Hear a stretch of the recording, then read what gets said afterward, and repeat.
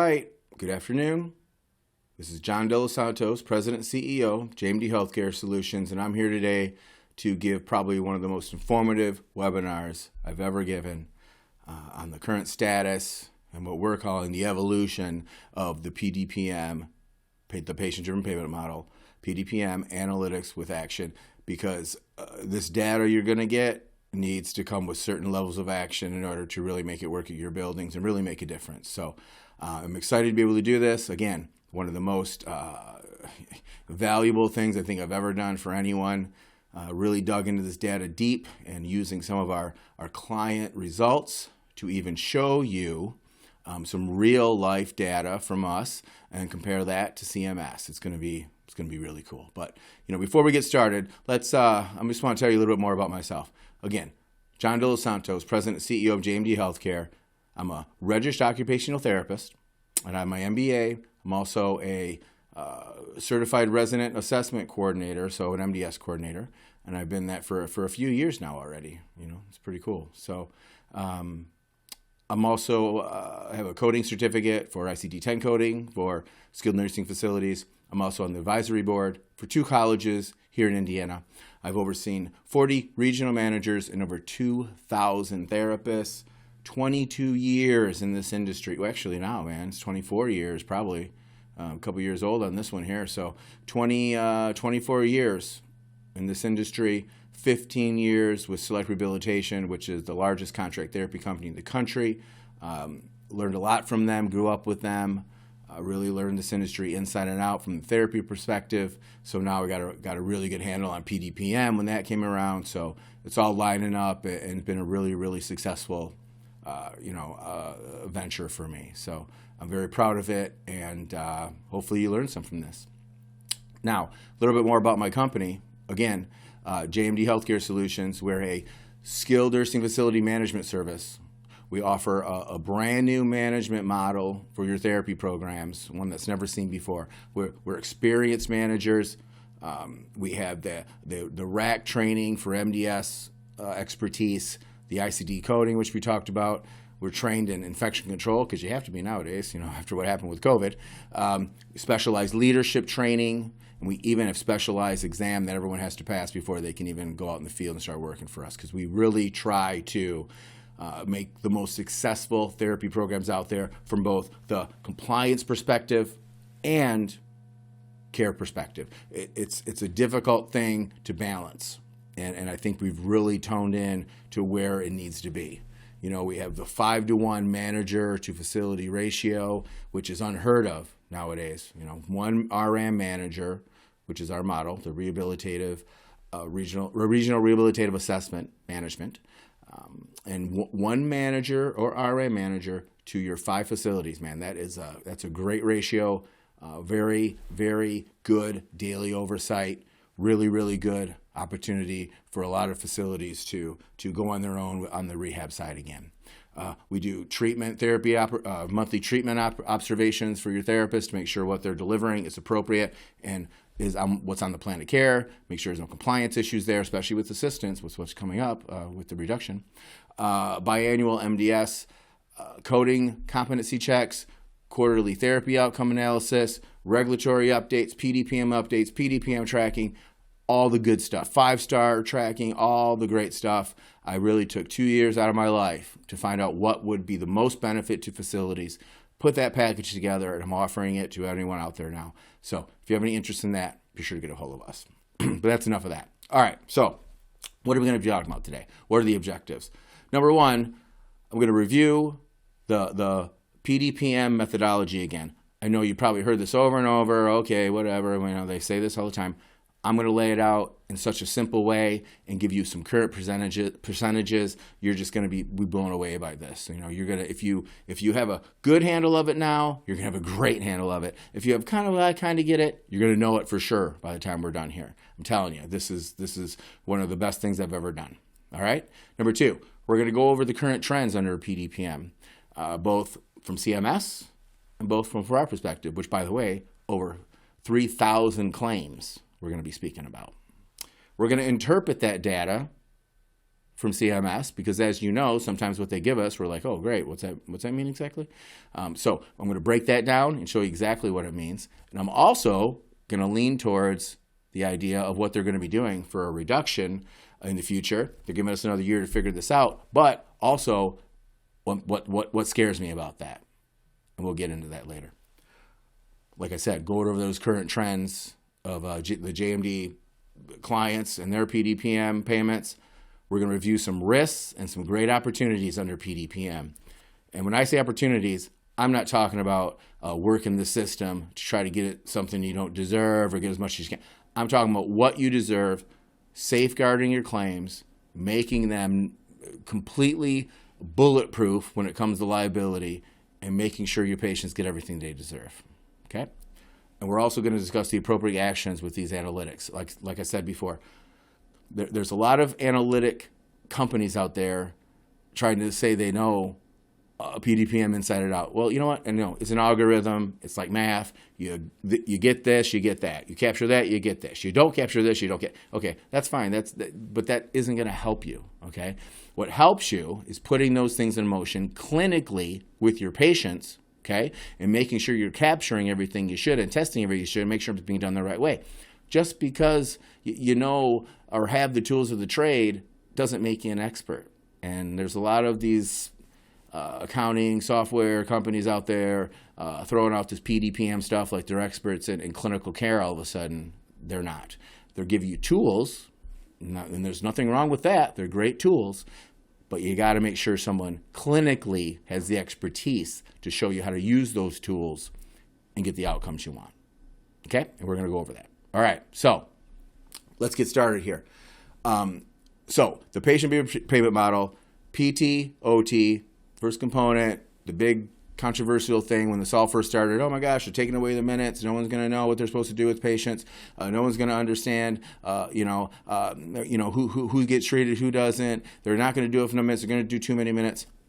All right. Well, what they did is they went ahead and said, hey guys, your therapists, your providers, you get the patients better, and we'll give you the funds based upon the clinical needs that you identify. Remember I said that because you must identify the right needs before you can get paid the right amount.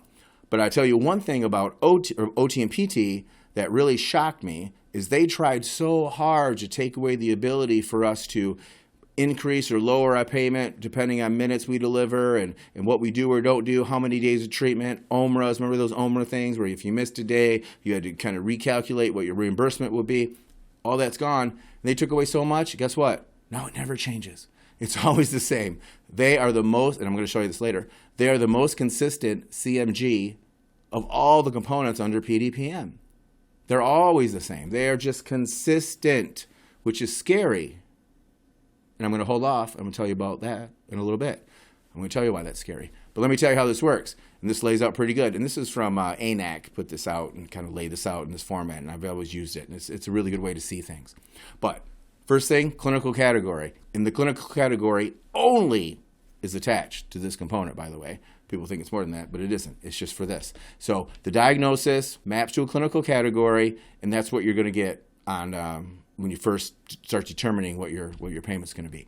Then you're going to have, here's a little cursor. I'm going to show you how to do that. Here's the clinical categories here based upon the diagnosis. Then you're going to have your functional score. And these functional scores are interesting, okay? Because most patients fall under that 10 to 23 just based upon the tests we have to do. And guess what? If you think therapy should be doing section GG, you're wrong. They shouldn't be doing section GG. I've come to learn that therapy doing them has hurt the facilities more than anything else. It's supposed to be the usual performance, not like section G where you're supposed to pick the worst. The usual performance, and the usual performance mostly always is going to be done with your nursing staff, not therapy. I'm sorry, I'm a therapist. I go talk to a patient. I tell them I'm a therapist. I walk in their room, they sit up straight, they think I'm a doctor. They want to do it better. They want to do it different. Plus, I'm a great therapist. So when I go to have somebody transfer, I cannot help myself but put them in the best position to do it. I tell them to come to the edge of their seat. I tell them to use their arms. All wrong. You shouldn't be doing that, any of that, when you're assessing section GG. You should be doing none of it. it would be very, very difficult, even for myself as a therapist, to watch somebody transfer incorrectly. But for Section GG, when you're determining that initial level, that initial ability, it should be without any involvement from therapy, and they should be doing it as they would do it if nobody was around. How they do it. That's what you're trying to figure out. Trying to figure out that base. Remember baseline? Everyone always used to say that in the past. Baseline, that's what they want to see. If you're having your therapy department do this, I'm telling you, you're not getting what you should be getting. And it's really not going to affect the therapy component because that range of 10 to 23 is so big, most patients fall under that anyway. They either have to be completely dependent or completely independent to fall out of it, so it really doesn't affect them. So it's not really going to make a difference to them. They're always going to fall in that category for them usually. But for nursing, it is different. And I'm going to show you exactly why that is too. It really can make a significant difference in some of your payment return if this section is not filled out correctly. Therapy shouldn't be doing it. Obviously can collaborate with them for goals and where they think they should be and what they used to do and work together to get to, but it should be nursing's performance that generates this. Okay? Now, so what are we seeing here? We are seeing these percentages. 6.57% under that muscle joint replacement, 30% under other orthopedic, 49.9% under medical management, and 13.3% under non-orthopedic and acute neurologic. Remember, keep that in the back of your head for speech. Anyway, just until recently, I have been seeing a very positive shift out of medical management. I will tell you this, at least less than two months ago, I was probably seeing 65% in medical management. They're starting to get better at coding these things. They're starting getting better at figuring things out for these clinical categories. We're starting to get different patients because, some of the COVID stuff's over and facilities haven't had cases in a long time and more people are getting surgery. So we're seeing a positive change in that. So that 49% is starting to even out a little better among the other ones. So hopefully that continues to move in that direction. All right, so what are we seeing for functional scores? 0.3% in that 24. Why? 24 is like, you're doing anything on your own. There shouldn't be anybody in there, quite honestly. If they are, I'm not sure what they're doing with them. 0 to 5, 11%. Makes sense. Very low functioning person. 6 to 9, 26%. Getting closer to that middle range. Also makes sense. No problems with that. 63% of the people that are falling in PT and OT are coming in at that 10 to 23 GG range. And I can tell you this also. That also has been coming down a little bit. I think people are starting to figure out it's going to be more in nursing, which may affect the therapy stuff, because if they're doing better for you in therapy, it's going to put you in a better range, right? And that actually is going to be positive for the therapy reimbursement, but it will lower your nursing reimbursement because they try to balance these things out. And that kind of makes sense too, because if someone's better, someone's functioning better, the idea is they probably aren't going to be on therapy that long, and they're going to get better faster and be off. So the reimbursement's a little higher, so they're thinking they might not be on. Who knows this long drag-out way they figured this out. But it works that way. If one comes up, the other comes down. Kind of keeps a balance. But I can tell you this, nursing is the primary level of care that is delivered in skilled nursing facilities. Therapy is an ancillary service. It always has been. And nursing needs to be the GG source, I want to say. And make sure you do that, because it is important, and it will change things, and I'll show you why later.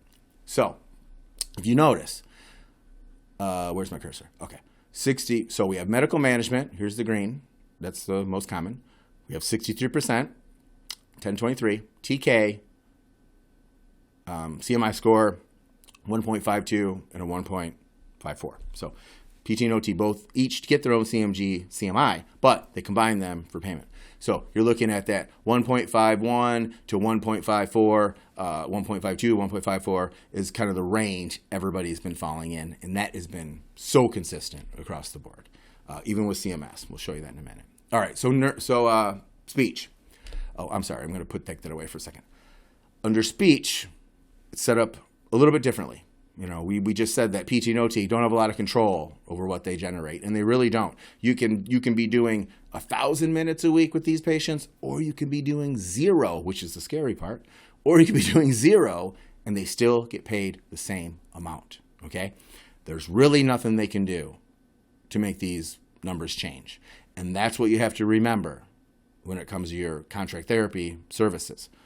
They could be doing 15 minutes with every patient, and you'll be seeing a consistent PTOT, CMG across the board. You'd be like, hey, man, they're pretty level. They're looking good. You don't know. You don't even know what you're doing with them. They might not even be seeing those people. They may be seeing them for 2 hours a day. Who knows? So you don't know from this. You don't know from the HIP score. You don't know about your CMG. You only know by looking at the therapy minutes delivered, maybe the discharge on the MDS. They have to put their total minutes when they discharge, using that information to figure out a price dollar per minute, which I always tell all providers to do. Everybody should be doing a dollar per minute analysis now with all their therapy services, even in-house. You need to know what's being delivered, okay? And if you do have contract therapy and you come to find out you're paying $1.50 a minute, that's too much, man. You should be down a dollar a minute is fair, I think. Maybe 5 cents over, 5 cents under. That's fine. Things move. We're working with people here. Things change. We've got to be a little bit dynamic in our thinking. But if you're paying $100 or $1.50, $1.60, $1.70, you need to go to your therapy company and say, look, our trends indicate the patient's here.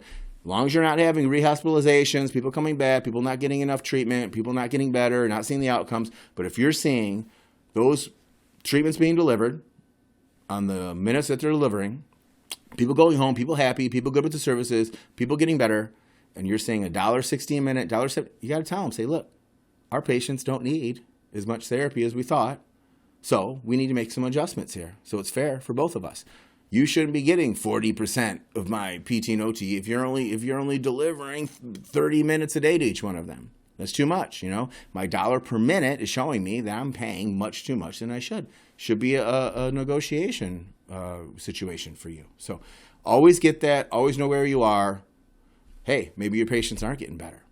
And this dollar, and it's coming out at $1.50 a minute. Say, look, you guys have more time to be delivering my A patients. You need to do it. I want to see this at $1 a minute until I feel more comfortable with the outcomes of my residents. And that's what you need to say. It's important. Okay, so speech works a little differently, all right? That front end, it's the presence of that neurological condition, a speech comorbidity, cognitive impairment, which is the BIMS, which we'll talk about later a little bit too. Either 1, 2, or 3 of those. Gives you that first piece. Then the swallow disorder and an altered diet. That'll give you the second piece. This is probably the only therapy-related item under PDPM that can be increased or decreased by your therapy department. If you see a lot of swallow disorders, altered diets, and they're all getting captured on the MDS, I'm talking about a lot, like 90% of your residents. And by the way, you should know how many are coming out like this. If 90% of your residents are coming out with both of those, you got to look into that.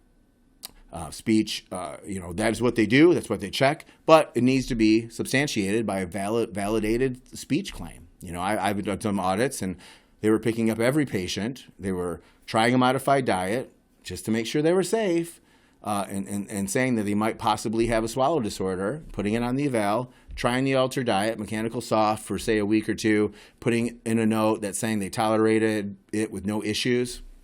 I mean, to me, that's not even a valid claim, and definitely shouldn't be something you should be getting, $30, $40, sometimes even $50 a day more for, especially when there was no skill intervention from your speech therapist to fix that, You don't need a doctor's order. You don't need certain things. Now, on the flip side of that, if you're seeing 95% of your patients not having either one of those, and again, you should be tracking this, or someone should be tracking this for you, then you need to ask your therapy department, are we doing enough speech? Because that, again, is what speech does. So this has a direct relation to how much treatment is being delivered usually in the departments. Somewhere in the middle, I would say the average I'm seeing, people being around 20, 30% of the patients have something going on that way. That's appropriate for a skilled level of services for your Med A skilled patients, and that does help with reimbursement. Now there's some misconceptions here we're going to talk about later too. You got to make sure that you're capturing all those, if they're on an altered diet, they're on an altered diet. I mean, even if it's a diet they want, even if it's a diet you feel is more appropriate, you may not capture the disorder, but you definitely capture the altered diet because they want to know. Accuracy is number one for Medicare. They've said that over and over. We want accurate MDSs. We want accurate information. We want accurate data about our residents so we know how our skilled nursing facilities are taking care of them. And if we have to make adjustments to our payment models, it should be reflective to the care that's being delivered. If we're not doing MDSs correctly, they can't do that. It's impossible because they're not getting the right data. So accuracy is number one, and make sure if you do it accurately, you will be fine with the reimbursement. All right, so what are we seeing here? We're seeing 43.6% with none of those. I think that's okay. I mean, if that was up in the 70s, I would have a problem with it. 46, probably okay for now. One of them 39, two of them 10, all three 3.7. That's kind of what we're seeing in our facilities we're auditing, and that seems to be pretty fair. To have all three for those first, which is the BIMS, the morbidity, acute neurologic. That would be, that's pretty rare. But anyway, as we can see, 3.7%. Now, remember acute neurologic. I mentioned that earlier. There's a lot of times we're trying to figure out diagnoses, and they're doing it off of the clinical category or what's being treated in the building. If you see that acute neurologic condition on one of those diagnoses, and we are rehabbing them for some of these conditions, it's more than appropriate to go ahead and use that one, and you would get that added one piece of that component moving you up. And by the way, if you see up here, right here, SA 0.68 CMI, just adding that one item and neither a swallow disorder or an altered diet brings you to a 1.46. That's a nice little increase. And I will explain later how these relate to dollars, which is something that I think people miss when CMS does this. And the reason they don't tell you dollars is because everyone has a different wage index. So your wage index determines your ultimate payment. Now, when they do show dollars, it's at the base rates, the one. So a lot of people will convert things to one. I do that with our clients. I convert everything to a one, and then I can compare the data side by side without taking into account the wage index. But some facilities, are like, well, we don't get that. We only get 80% of that, and that's true. So that's why CMS will put it out in CMI to make it a level playing field. And it wipes out all that confusion with the dollars because you're looking at CMI numbers, which are the same. They translate to the dollars. So I'll go over how that translation works in a bit here. Anyway, so to see those averages, I believe is pretty fair. Now, for the presence of that swallow disorder or that altered diet, to have both, 7.4%, which, again, fair. Either 11.8%, neither 80.8%. My clients, honestly, and I speak to a lot of them are having staffing issues. The first thing I say when I see this number of neither being in the 90 range, first thing I ask, how much speech therapy do you have? Oh, well, we really don't have speech. It's not acceptable, okay? Not only are you losing for reimbursement because you're not doing more altered diets or capturing disorders, your patients can be put at risk with this. You need to have speech therapy. And by the way, OT is not speech therapy. I've come across a few situations where they couldn't find a speech therapist. Oh, we'll just use OT instead. Listen, I'm an OT, all right? I'm not comfortable doing a swallow eval. We don't cover it hardly at all in school. Do we do eating? Yes, we do. But eating, feeding is not swallow, all right? Those are two entirely different things. Swallow is very complicated, especially in this population. Now, I know there's some literature out there, and I'm sure there's some people right now shaking their head, oh, OT can do speech. Okay, I know. There's some literature out there that says OT can address swallowing issues. I'm telling you, I'm an OT. I've been in this situation. I've been in this industry for 25 years. I am not comfortable with OT doing swallow disorders in nursing homes. I'm not. Silent aspirators, swallowing issues, with some of the conditions, neurological conditions. It's very complicated. An OT, I just don't see an OT unless there was a rare circumstance where they've worked and done a lot of swallow and have been doing it for years in this population with a speech therapist and learn from them. Okay, all right, maybe there is something up. That's not usually what's going on though. Okay, OT shouldn't be doing swallows in nursing homes. It needs to be a speech therapist. If you have a contract therapy company, they need to find you one. I'm telling you, when I was with Select, we did whatever we had to do to get a speech therapist in there, even if we had to pay them $120 an hour. We did it because it's important. It's part of your service, and they need to do it, and they can't tell you we don't have it. We'll have to do something else. Now, that isn't, something else isn't in the contract. It's possible. It just takes some extra effort.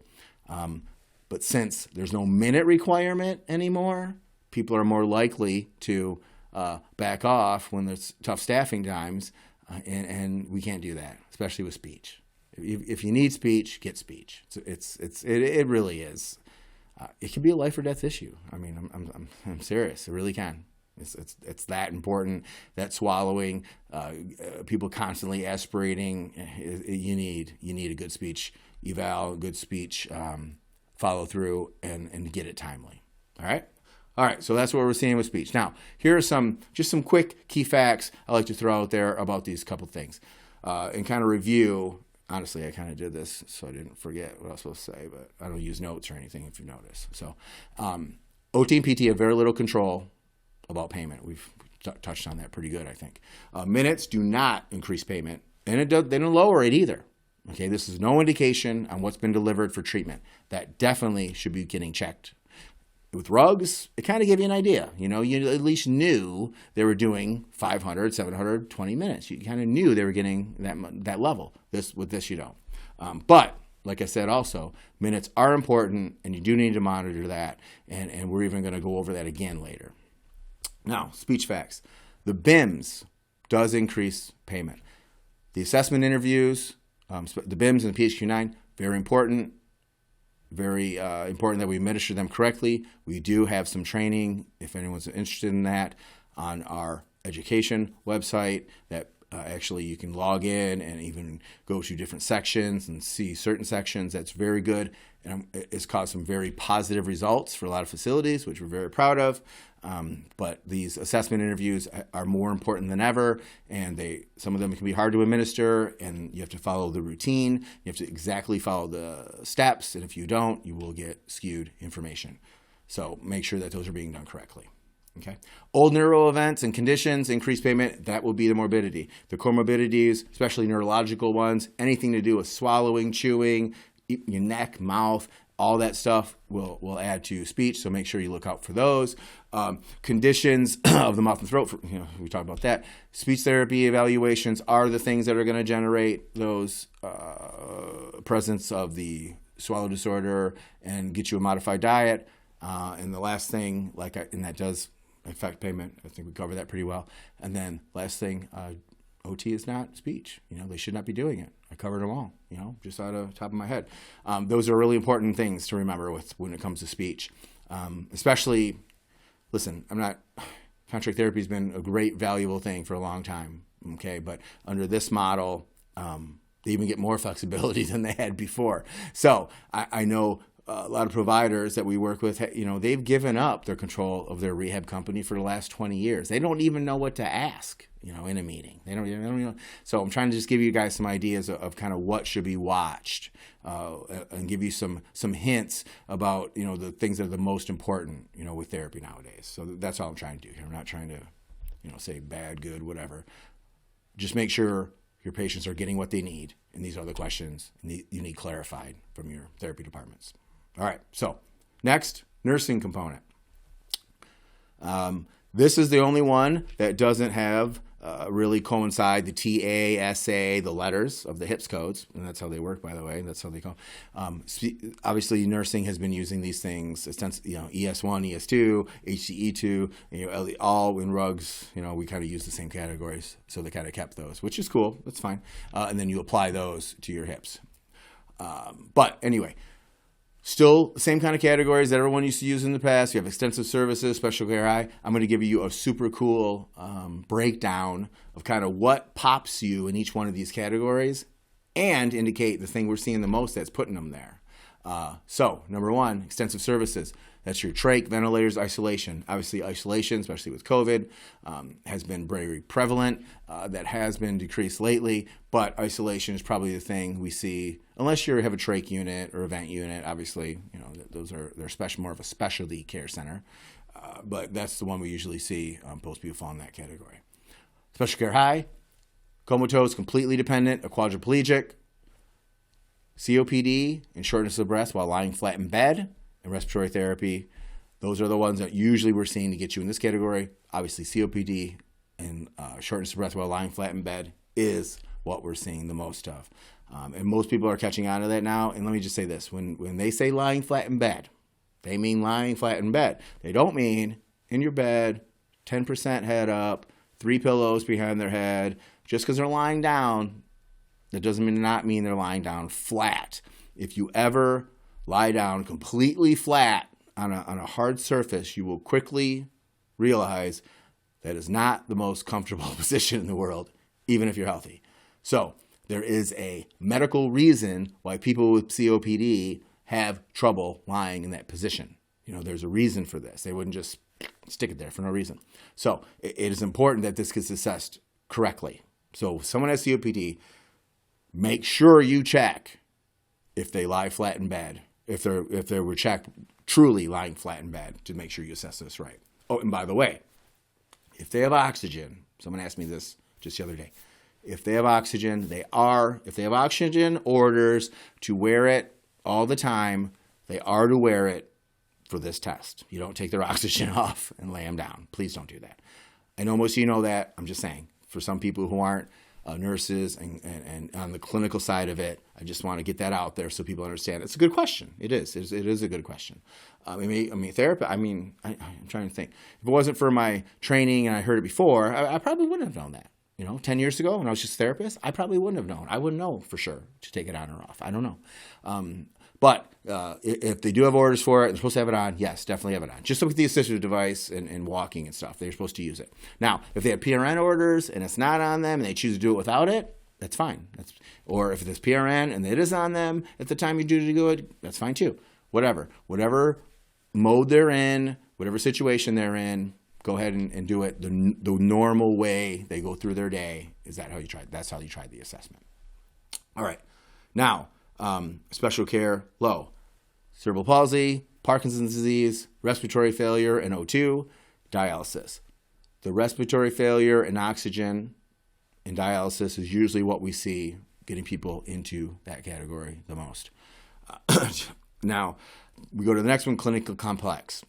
Nursing functional score of 15 to 16. Remember this. I'm going to go over it in a second. Functional score, section GG, that's where that comes from. Hemiplegia, O2 again, and then IV medications. Those are the things that get people in clinical complex.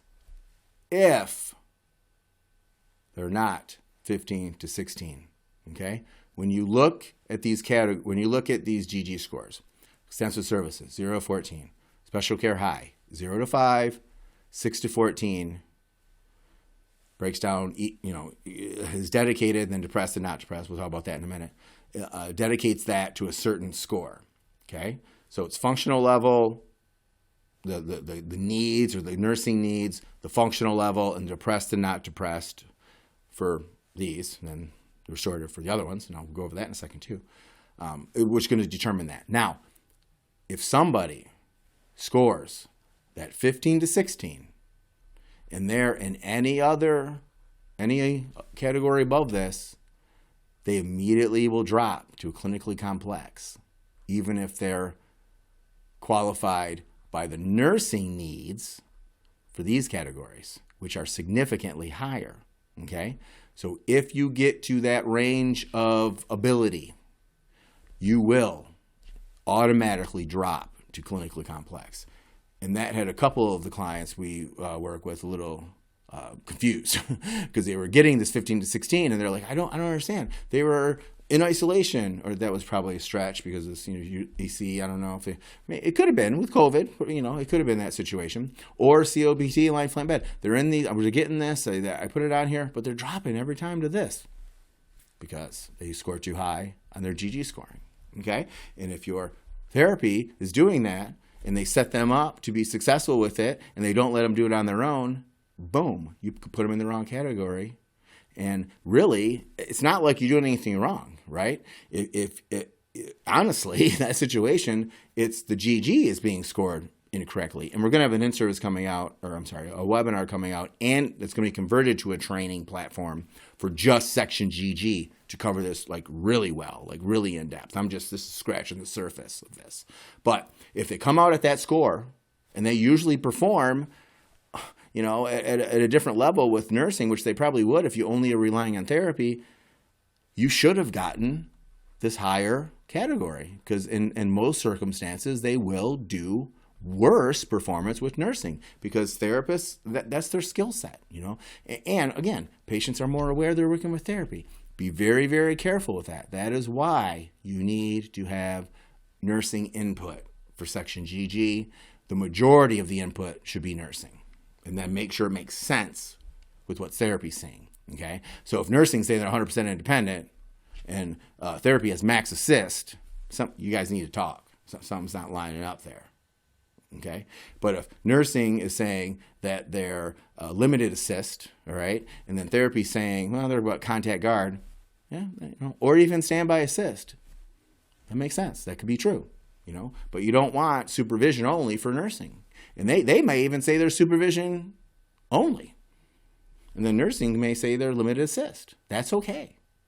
Because they work at different things. They're better at different things, and the patients respond differently in certain situations. So that is fine. It should be the nursing side, though. That is what they're dealing with on a daily basis. That is what they expect to be delivering for assistance daily.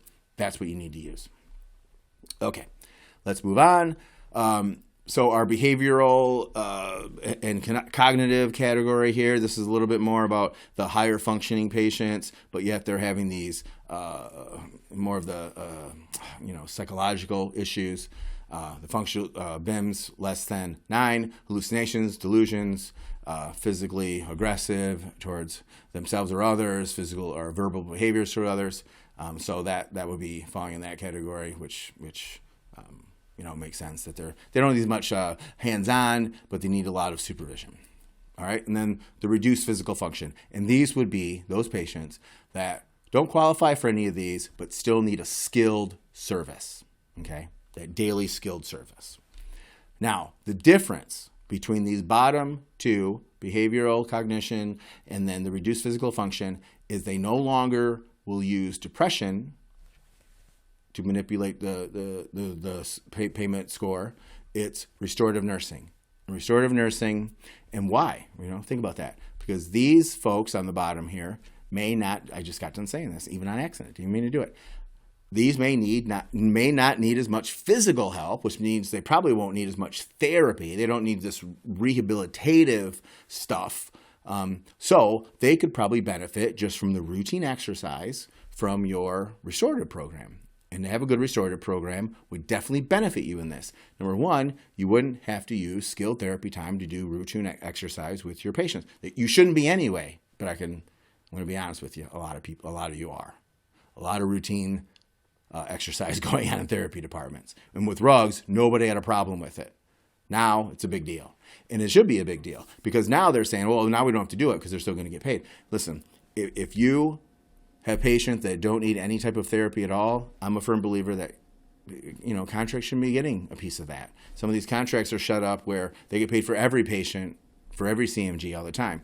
I would rethink that, because especially if you have a restorative nursing program, that's why you did that. You're putting the resources into that.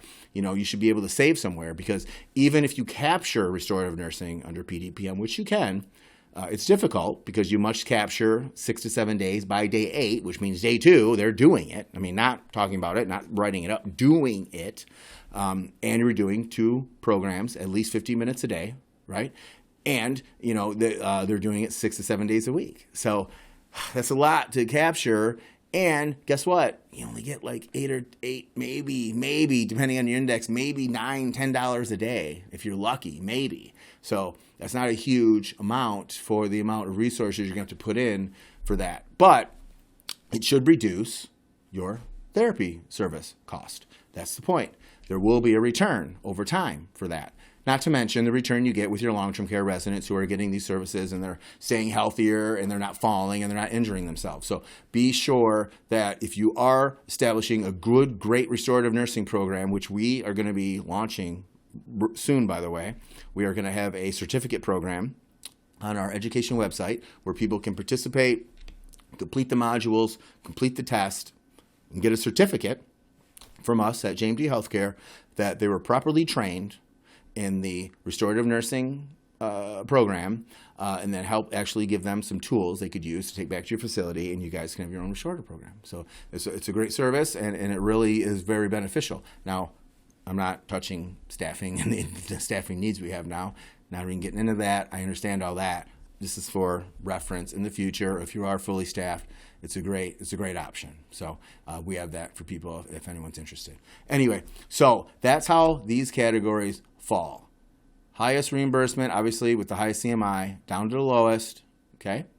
And then adding all these pieces after you get your initial major nursing services here. I call them the major, I don't know what you're supposed to call them. And then you break it down by GG score, which should be coming from nursing mainly, depressed, not depressed, and then your restorative, adding little pieces together to give you your final payment.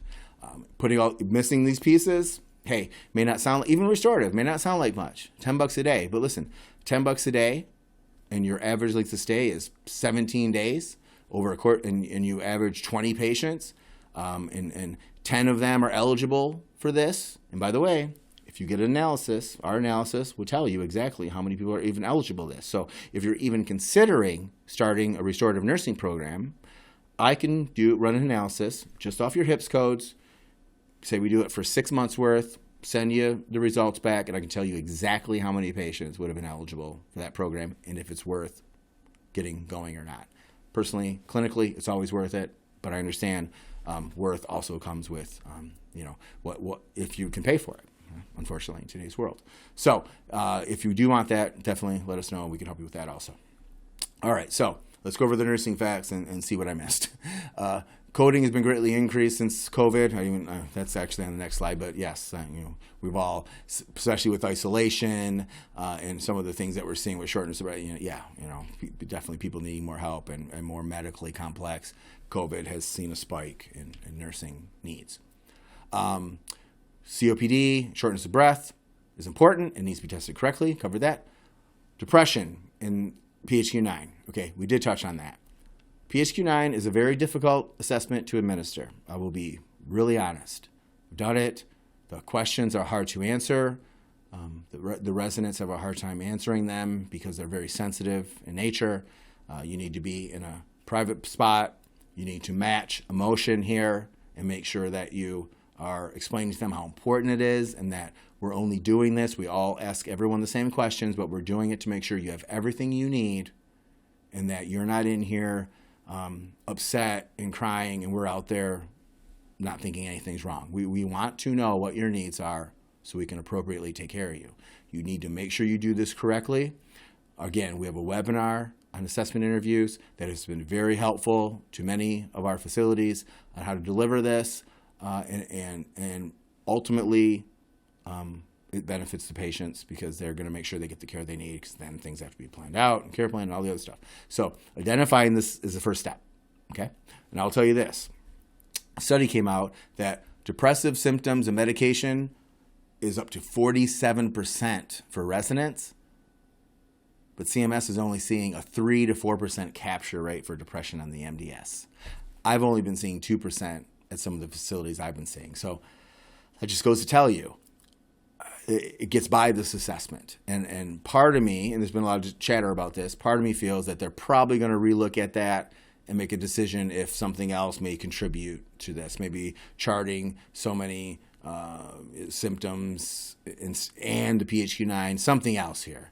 has to contribute. Because as of right now, the only thing that is going to put you in that depressive category for triggering on your MDS or giving you that next level of reimbursement, next HIPS code, is the PHQ-9 results. That's it. There's nothing else. So they're probably going to be looking at that. All right. Number 4, low capture leads to an imbalance of therapy contracts and CMI. Okay, low capture of nursing, I should say, since the CMI is so consistent, for therapy. So what that means is, if therapy is responsible for 47% of your payments under HIPS, and your nursing is only responsible for 20%, there's an imbalance there. The nursing and the therapy should be closer, because what's happening is, the reimbursement is a percentage of the CMGs. It's going to therapy. So you're ending up with less funds. And some people are still stuck in the frame of mind that, well, if they're on therapy and they're getting it 5 days a week, we're fine. They're skilled. That's done. That's done. Each one of these is separate. You cannot think like that anymore. Just because they're on therapy does not mean you're done. Okay? You need to definitely focus and make sure everything's getting captured on nursing. All right. Now, the next one is, this will be adjusted even lower when CMS PDPM adjustment comes. And what that's talking about is, in the final rule, everybody knows, and we're going to cover this in a second, CMS felt like, or I shouldn't say felt like, it's legitimate, has discovered that the neutrality of rugs to PDPM isn't there.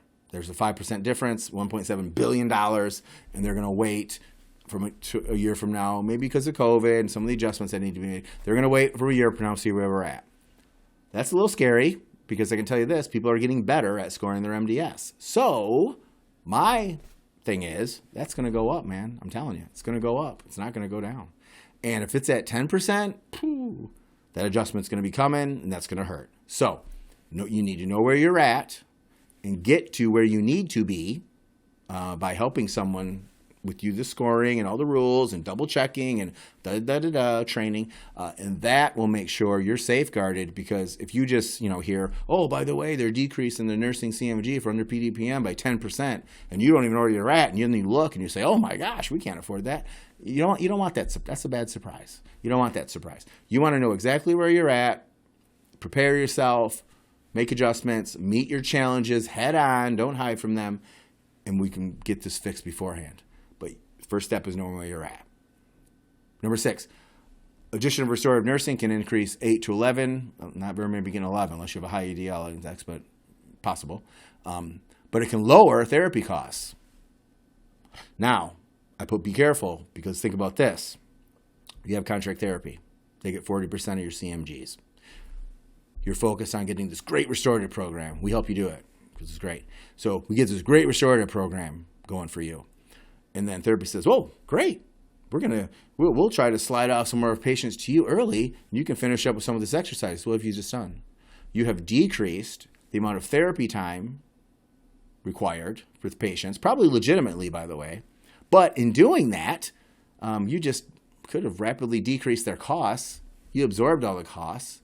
But yet they're going to get paid the same amount because the CMG doesn't change. That's what I'm saying. It is locked. The therapy CMG is so consistent, it's crazy. So it's not going to change. Even if your restorative program gets so good that you do all the treatment for all your patients and they all get better, and your therapy has nothing to do because you're treating them all, they're still going to get paid. So you have to be careful with that. And if you are going to generate that restorative program, have somebody do that per-minute analysis. We can do that. The per-minute analysis, let you know exactly where you're at, get at the negotiating table and work out a deal that's safe and fair for everybody. When I say safe, I don't, the residents, I want to make sure they're not going to lose out on this, because you start talking about less dollars, people think, unfortunately, in today's world, less treatment. You don't want that either. We're trying to even things up. We're not trying to take away anything. We're trying to just even it up.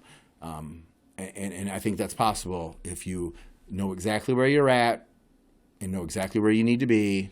That is possible in today's day under this payment model. All right, so we will keep moving on here. Now, when we look at percentages, the highest percentage right now is clinically complex, which is 32%. My worry is that because people are sliding down because of the 15 and 16 ADL index? And my worry was safeguarded because I didn't have to worry about that, because we are seeing only 3.7% in that range. And they would pop up in that range because as soon as you get in that range, you drop to that level, that would be a high contributor to the clinical complex category, but that really doesn't seem to be it. The 11 to 16 is a little rare run because you have to fall in that category there. So 63.4% in that 6 to 14, kind of similar to the 10 to 23 for therapy, 6 to 14 for nursing, but still 20% in that 0 to 5. So those three categories, very important. 0 to 5, 0 to 14, 15 to 16, even have more options for the nursing side. That's why, again, even more important, nursing is more involved with GG than therapy. Therapy's got, I'm telling you, that 10 to 23 and 24, you're not going to get very much. The 0 to 5, you're not going to get very much. So you might get that, 9 to 12 or whatever. Still, most people are falling in that one range. And again, patients are going to perform better with them. And it's not going to make that big of a difference to them at all. So it's going to hurt nursing. So make sure nursing is very involved with that. All right? So now let's look at the national trends. This data came out. CMS said, hey, guys, we're finally going to tell you where we're at. We see our nursing is the yellow. They started at a 1.56. And by the way, this is quarter 4 of 19 to quarter 4 of 20. We take into consideration everything that's going on with COVID. Now, they said they did, if you look here, they made an adjustment for COVID, supposedly. It's still seeing a lot of increase, so I'm not really 100% sure how they did that. We'll never know. Guess we'll have to trust them. But 1.56 to 1.77 for your nursing. This is, see how consistent that is? That's your PT and OT. Here's the little key right here. 1.51, 1.52, boom, right across. Hardly ever changed at all. Even with COVID, even when they adjust for COVID, it barely changed at all. 1/100th of a point. All right, so then we have speech, also one that has been increasing over time. There could be, for what I said earlier, might be reasoning behind that. Who knows? NTAs, seeing some increase. Part of this is just the pure fact people are getting better at this. PDPM came, COVID threw everybody for a loop. They just had to get done what they had to get done. Now they have time to figure it out. They're having people come in and help them with it. People are studying it more. They're getting to understand it better. Things are increasing. Again, that's where my fear comes about this neutrality idea and only being at 5%.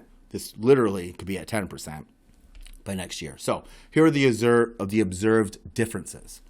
2%, actually 2% lower for OT. 2%, not much, but yeah, a little bit lower with that, but it's been still very, very consistent.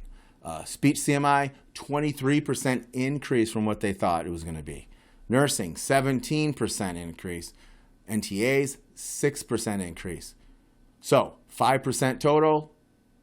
And out of the neutrality spending, $1.7 billion more than what they expected. So we'll see. A year from now, I'm not sure how that's going to look. All right, so let's take a look at our clients and where they are. So what I did is I'm going to go ahead and kind of plot this out for you. First going to show you the numbers. And by the way, I kept, when I work with my clients, I use their index because I want them, the dollars to make sense. I don't want to show them stuff that's really not there. So the index is built in here. The CMI scores, they aren't affected by the wage index, but these numbers are. So everyone kind of understands that, because the next slide was going to be confusing to you. We got nursing, OT, speech, NTA, started from April all the way down to September. Not the same timeline as CMS, but what I wanted to show was the progression of things. So what I did is I'm going to go ahead and plot these numbers over here.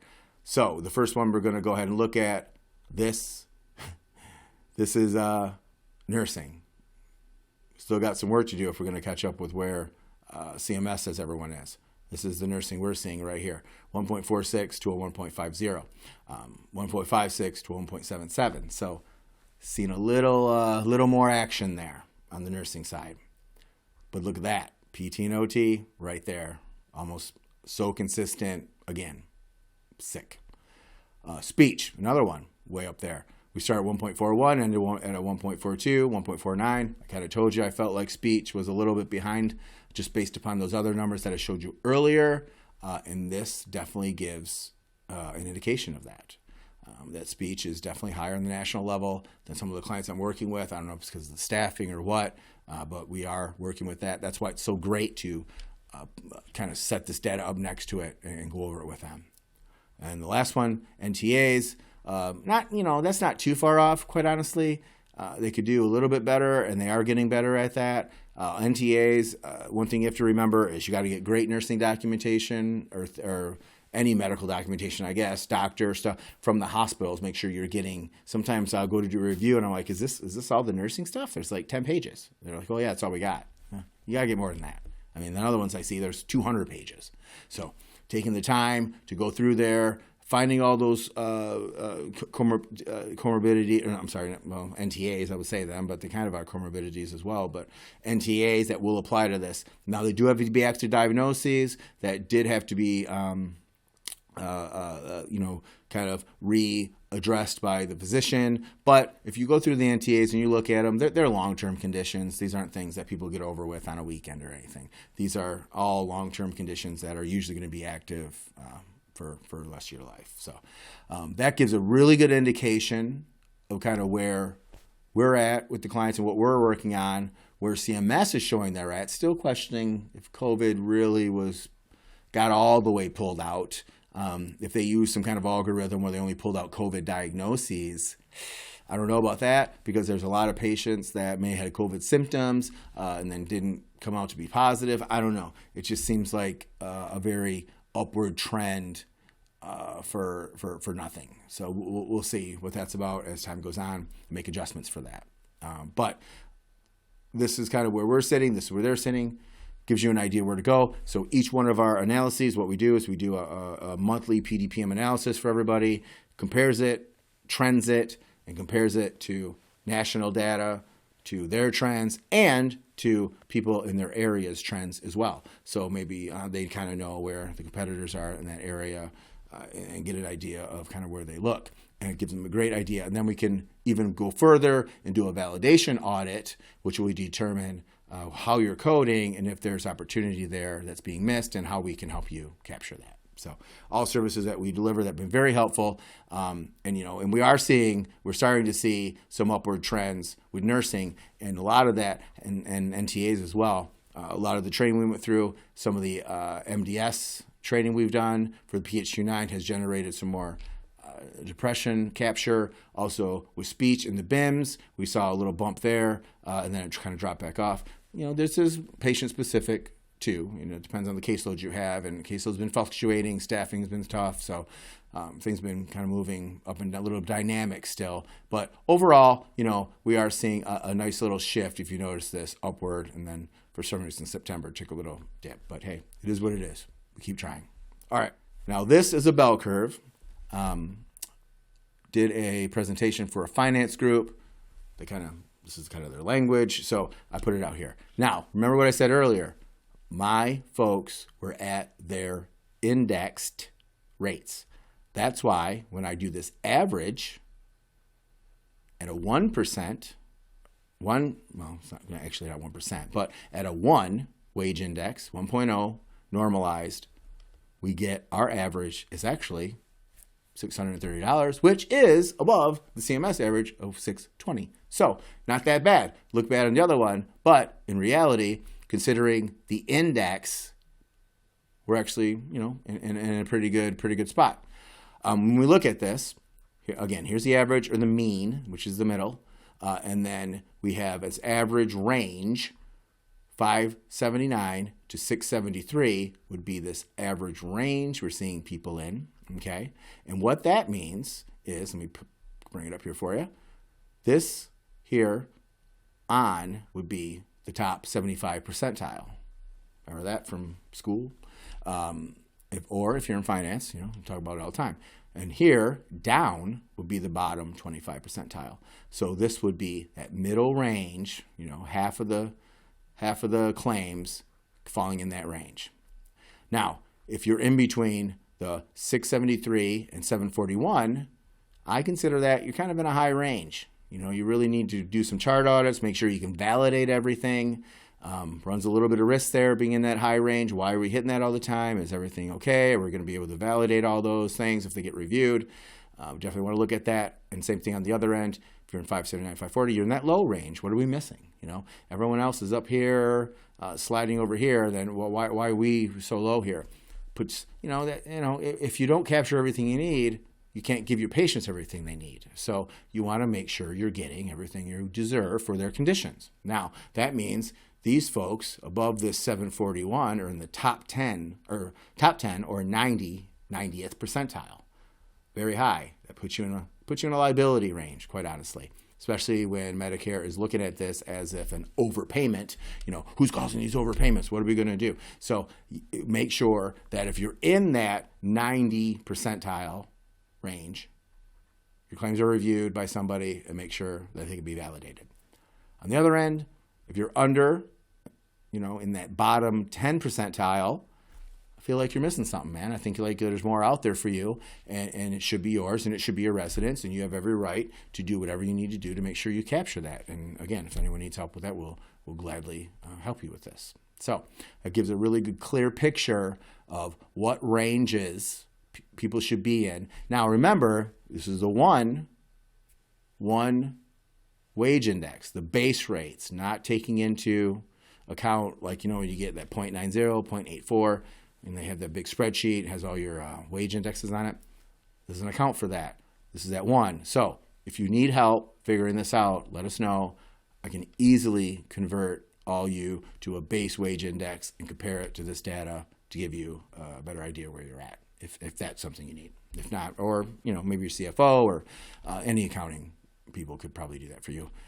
It's not really that difficult, but it's a lot of numbers, and you probably got to make a spreadsheet for it, so it could save you some time. All right, that's it for that.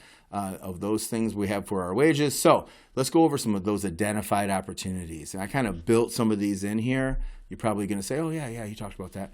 But I'll lay them out here for you in a little easier way. Speech therapy case mix, Again, the assessment interviews, BIMS training, and proper review interview process. That is a key in making sure you're getting everything you deserve. Again, my clients, I think they're a little bit low on the speech. I think that speech could be contributing a little bit more. I think we need to make sure our speech staffing is adequate. And if it's not, figuring out a way to get it adequate. All right? Now, these interviews should be done near the ARD. And sometimes that's a problem, and that's why speech isn't involved as much. But that's a suggestion. It's not a requirement. Anytime in the assessment window would count. But speech, if they do it and they want to use this information for their eval, say there is a patient that's a little cognitively confused, they would like to use the BIMS as evidence to validate their claim. Sometimes they'll do a BIMS at eval. They'll do one, around day 7 or 8. That's fine. As long as it's all I got to say, just use the same interviewer, same process. Don't flip-flop interviewers because you can get different results. But it can be done different times if you want to be really observant of doing that ARD. They want it closer to the ARD. Some people do clear up. Some people improve a little bit better, and they want to get a very clear picture of when that window ends. Comorbidities related to neurological events or the mouth or the neck conditions can definitely contribute. Make sure you look for those. Sometimes they're really not currently relevant, even though those conditions will always be there. But it may not be an old TVA that could have happened 10 years ago. It's still worth looking at and making sure you capture the comorbidity because that will affect people's speech forever or in swallow forever. Swallow disorders and mechanically altered diets. This does not require diagnosis from the doctor.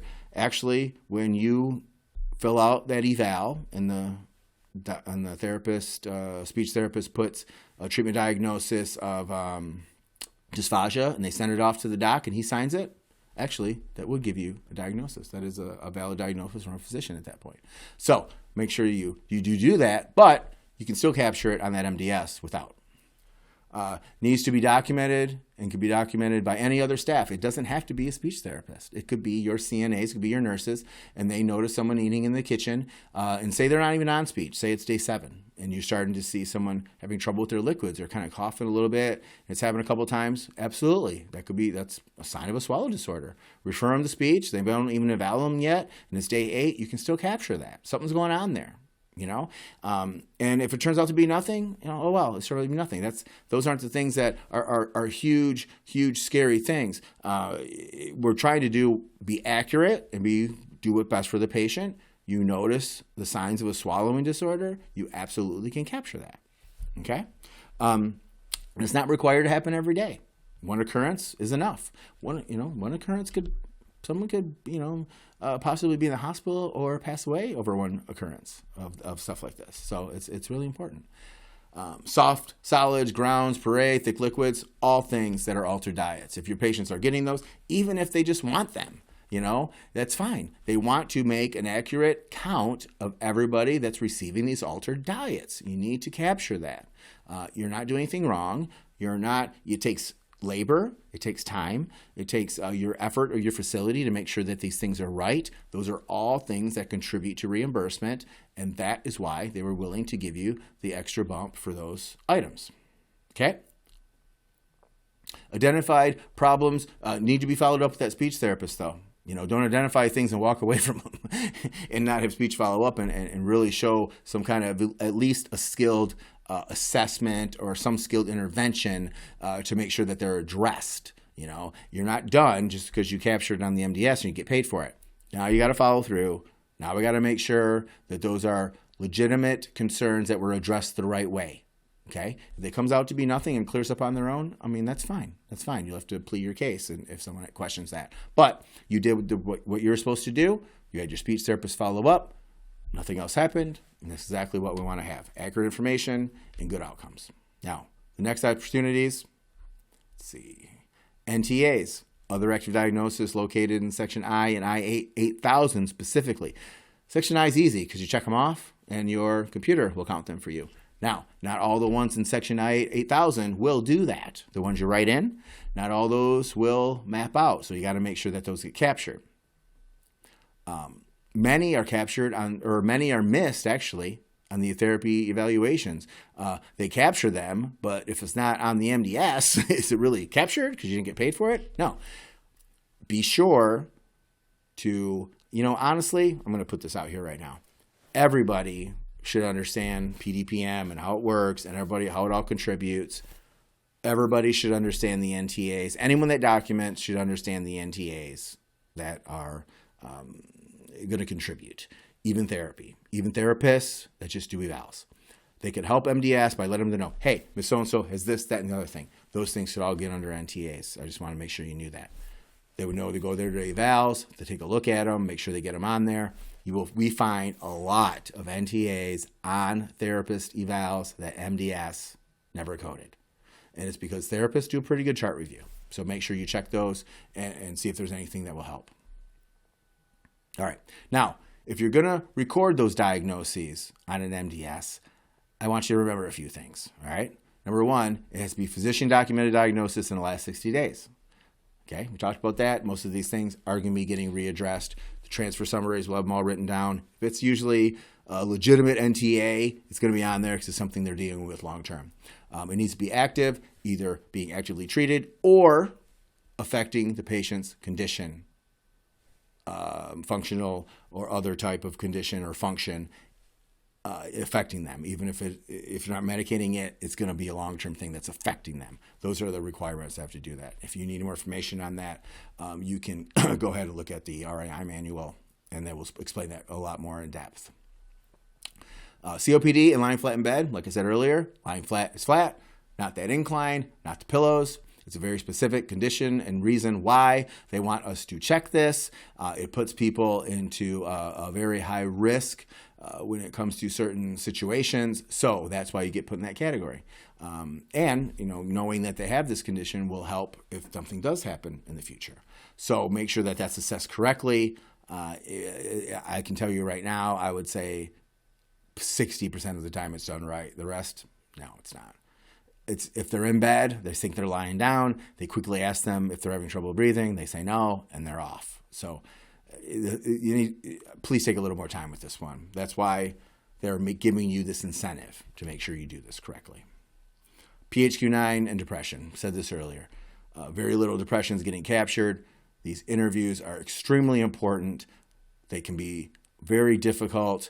I would have 1 or 2 people at the most that do these and make sure they're great at it. We actually will do training with people for these and do a twice a year competency check that goes over any questions, kind of does a mock one, runs through it with them, make sure they're covering everything that should be covered, make sure they're saying a certain way.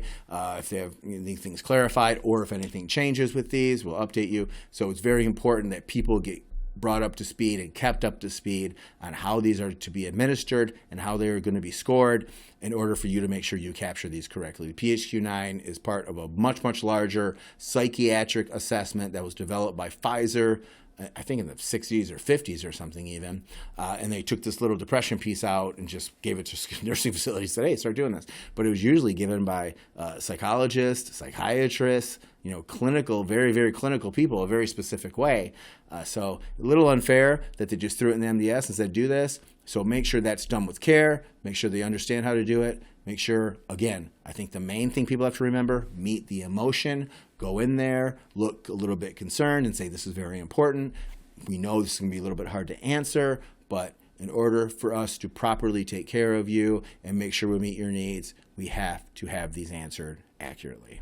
Make that very clear right from the start, and you will have a little more success. Okay, so let's see.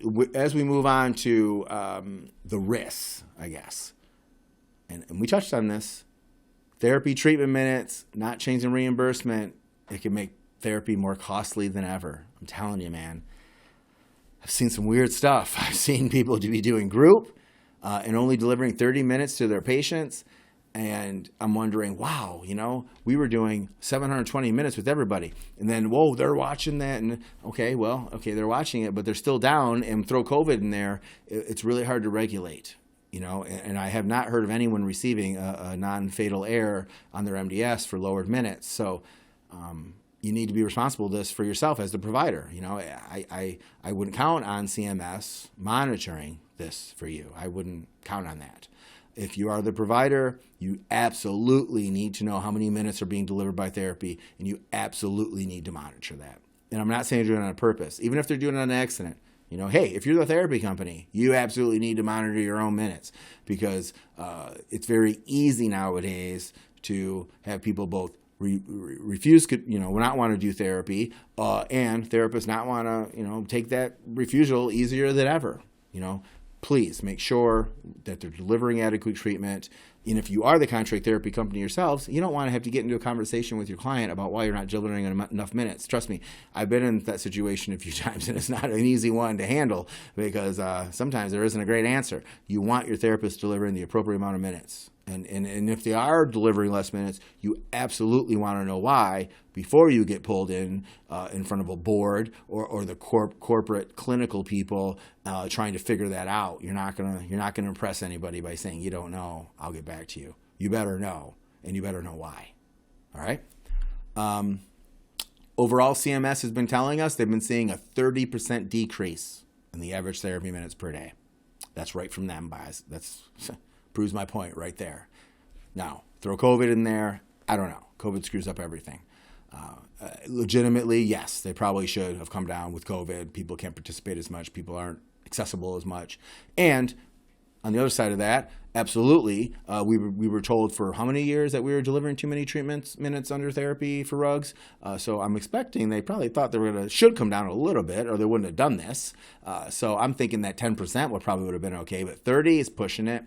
That number should change after COVID and when things get cleared up, please, hopefully soon, I would be very aware of that because, as we all know, people get in habits. And if their habit has become doing 30 or 40 minutes less, they need to get out of that habit, and they're probably going to need some help, if you know what I'm saying. Okay? Concurrent and group were up 29 to 32% pre-COVID, which I don't have a huge problem with. Saying we're going to do 30-minute or 25 to 30% with everybody, I don't know about that. That's a little high, but I think some level of group and concurrent is absolutely acceptable. I would just keep an eye on that, make sure it's not overdone or, overestimated. So, that's that. We'll see how that turns out, but not a lot of that happening yet. But it's coming back. Be aware of that's coming back. Staffing was down over 50%.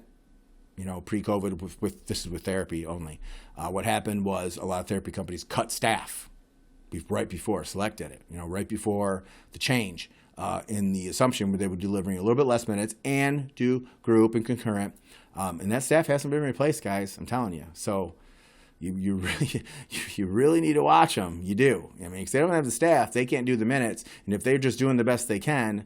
They're doing the best they can. You would have to take that to the next level of the therapy company. Say, look, I know you decreased some staff before PDPM came. I know COVID came and screwed everything up. I want my staff back. I got my minutes back up. I want to be around, the same, no more than 10% less of the minutes that were being delivered pre-PDPM. And I think you need to start there and then see what happens. But you can't just say, okay, to whatever they don't need as much. No, you just can't do that. Not yet. All right. Every provider should be getting that permit analysis or have your therapy company do it for you. I just thought about have someone else, have them put it on their invoice or something, what the permitted is. They can do it. They know how to do it. It's not a really hard calculation if you worked in that industry for any amount of time. It's very easy to do. So, and I can show you do it with a pencil and a pen and a pencil and a piece of paper in about 15 minutes. It's not hard. So make sure you ask for that or do it yourself. Now, we've seen up to 100, like I said this earlier, $1.60 per minute. I'm telling you, that will increase their payment over 200%. So that's not fair. Just not. All therapy documentation, including the treatment grids. I go to assist facilities in auditing their therapy documentation. I log into Optima, and I can pull 2 reports. I have access to nothing, and including the treatment matrix, which is the grids. Absolutely. If you're gonna put in the money to have an auditing team audit, let them do a real audit. Let them at least get everything an auditor would get, or you're wasting your money. Why not? If they're a reputable company, they're not going to do anything. I know they're trying to restrict and HIPAA, not going to do anything with that information. We're all healthcare providers, and if I want to do a good audit for a facility, I need access. I need to see everything, or I'm just not even. It's not even worth it. It's not going to help. So please make sure your auditing teams have that information. Skilled in place documentation. Remember skilled in place, the waiver, still going on out there. Got to be very careful with that. The one thing that we did see, some reviews and some denials, was not having a clear day one of the starting of the skill for that skilled in place. Make sure it's very clear. Just like this would be the day they went to the hospital, or this would be the day they came back. Really clear what day one is and how it became skilled, all right? And I can tell you this, monitoring for possible COVID after seeing symptoms, maybe in the heat of the epidemic or the pandemic, maybe in the middle of it when it was April, May, June, where it was going crazy and everybody was freaking out about it. Maybe then you could have got away with that. You're not going to get away with that now. They're not doing that anymore. We've come too far. We've learned too much. It needs to be a positive test, and the monitoring is not going to do it anymore. Nope. Or it's going to have to be severe symptoms where the person's debilitated. And if it comes back clear for COVID, it's probably something else. But if you're just doing it because you heard someone possibly cough in the dining room once and you put them in isolation and you scale them for 2 weeks to monitor, no, that's not, don't do that. It's not going to work. You're going to be wasting resources and wasting, you just get a test done. Maybe take them in their own room, make sure that everyone, may be wearing a mask, but and give them a COVID test. Don't isolate them and skill them for 2 weeks. They're not going to accept that any longer. Now, also need to remember, and this is the last item here that I want to make sure very clear to everybody. Regulations did not change. Only the payment model under PDPM. All right. Skilled services are skilled services. Therapy services are therapy services. Denials are still possible for unvalid therapy claims, even if that isn't really necessarily contributing minutes to payment. They're still going to review them. I mean, they pay a lot of money. If you notice, 3 of the 16, half of these CMGs are therapy related. It's important. They're paying a lot of money for it. It's the most consistent. And by the way, PT and OT is the highest paying CMG out of all of them. It's still relevant. It's still regulated. People have gotten really laxed on some of their documentation lately. I don't know why, but we do a lot of documentation audits, compare them to the Medicare Benefit Manual, both Chapter 8, even a little bit Chapter 1, Chapter 8, Chapter 15. All those things are still there. They're all exactly the same. They need to be, the documentation needs to be good, and they're still going to get challenged. And guess what? Not only are they going to get challenged for too many minutes, now they're going to get challenged for not enough minutes. So you're going to get it either way. All right. Make sure documentation is clear. Make sure the skill of the therapist is being shown. Make sure that routine exercise is not being done.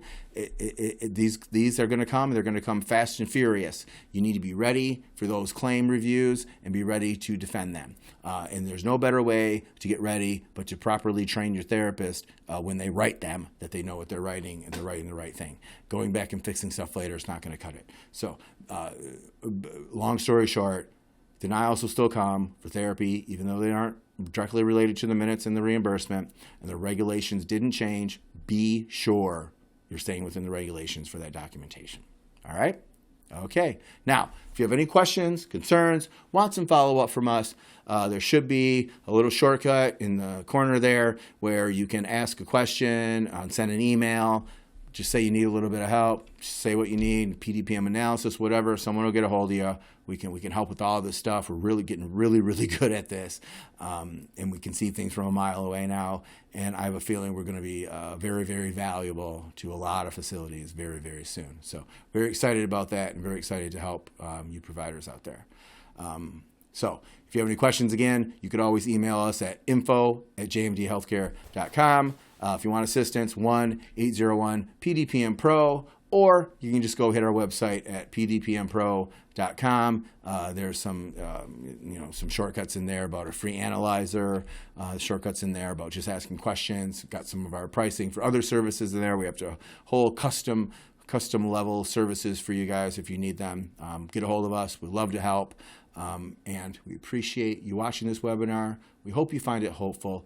And again, I hope everyone gets past this COVID issue. I hope everyone gets past the staffing issue, and we get back to treating our residents like we did back in the past, back in the day. All right, that's it. I'm going to let you guys go. You all have a great day, and guess what? Take care.